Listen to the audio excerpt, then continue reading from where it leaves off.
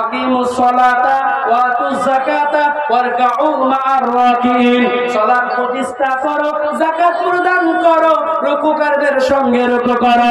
আদর্শ পরিবার তৈরি করতে হবে, আদর্শ শিষ্টাচার তৈরি করতে হবে। আল্লাহ পাক রব্বুল আলামিন আমাদেরকে তৈরি করেছেন আল্লাহর দাসত্ব করার জন্য।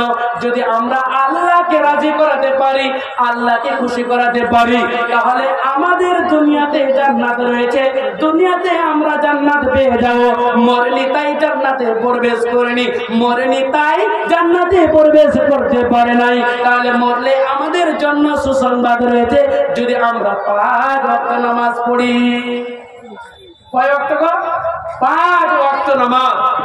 আমার নবীজি বলছেন, আপনাদেরকে হাদিসটা শোনাই, আপনাদের হাদিস। আমার নবীজি বলছেন যে নারী 5টা কাজ করতে পারবে, 4টা কাজ করতে পারবে। 1 নম্বর কাজ হচ্ছে সালাত। কি গো? সালাত। 2 নম্বর কাজ হচ্ছে সিয়াম। কি গো? সিয়াম। 3 নম্বর কাজ হচ্ছে নিজের লজ্জা স্থানকে হেফাজত করা।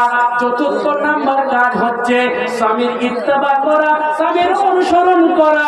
স্বামী যদি ন্যাংরা হয়, খোড়া হয়, যাই হোক না কেন, আপনাকে স্বামীর অনুসরণ করতে হবে, স্বামীকে আপনাকে মানতে হবে। মা ও বোনেরা, আমি আপনার সন্তান, আমি আপনার সন্তান। আমি দক্ষিণ দিনাজপুর থেকে এসেছি, আমার নাম হচ্ছে মাওলানা আবু বকর সিদ্দিক। আমি আপনাদের সন্তান, আপনাদের আমি সন্তান। আপনাদেরকে এই 4টি কাজ করার জন্য সমস্ত মা বোনদেরকে আমি অনুরোধ করব। নবীজি বলেছেন, যেই নারী 4টি কাজ করবে, 1 নম্বর সালাত, 2 নম্বর সিয়াম, 3 নম্বর নিজের লজ্জা স্থানকে হেফাজত করা, 4 নম্বর কাজ হচ্ছে স্বামীর ইত্তেবা করা। কি করা? মা বোনেরা, আপনারা কান খুলে শুনেন, স্বামীর ইত্তেবা করতে হবে। স্বামী যদি ন্যাংরা হয়, খোড়া হয়, দুর্বল হয়, যাই হোক না কেন, আপনাকে স্বামীর অনুকরণ করতে হবে। তাহলে আপনারা জান্নাত পাবেন ইনশাআল্লাহ। আমার নবীজি বলছেন, এই 4টি কাজ যেভাবে যে নারী করবে, তা সে নারীর জন্য জান্নাতের 8টি দরজা খোলা থাকবে। সে উজুর মতো যে উজু করার পরে এই দোয়া পাঠ করবে, জান্নাতের 8টি দরজা খোলা থাকবে।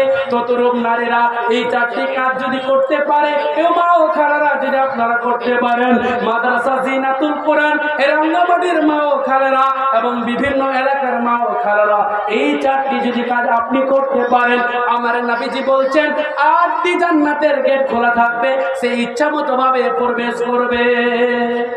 আপনার মন মতো আপনি জান্নাতে প্রবেশ করতে পারবেন। তাই সম্মানিত দিনী ভাই বোন, আমি আপনাদেরকে বলতে চাই যে আল্লাহ পাক রব্বুল আলামিন আমাদেরকে তৈরি করেছেন একমাত্র আল্লাহর ইবাদত করার